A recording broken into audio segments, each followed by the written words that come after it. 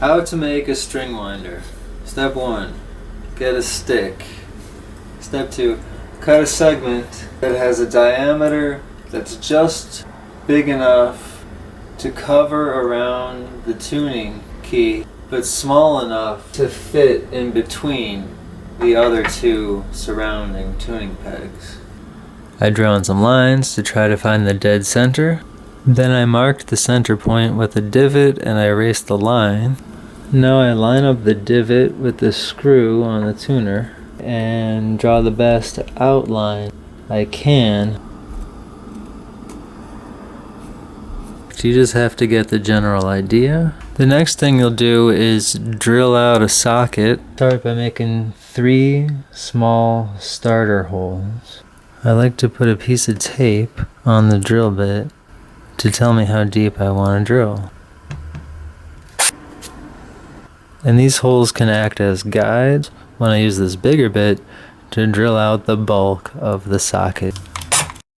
When you're doing the middle hole, don't push too hard. Take it slow, and you probably want to use a vise. You can get yourself something to work with, do some final touches, and let's see if it fits.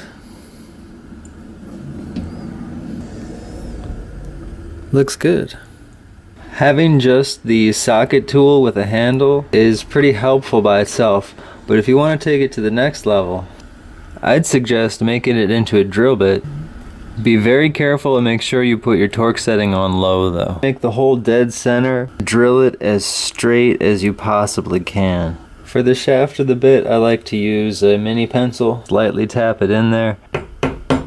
This way you can make adjustments. Okay, I've got it tapped in and there's not too much wobble. It's not very strong and it's not glued in, but it's as strong as it needs to be to adjust the tuners. And this way you know you're not going to do any damage, you're not going to break a string by overwinding it. It really winds that string really fast, really easily.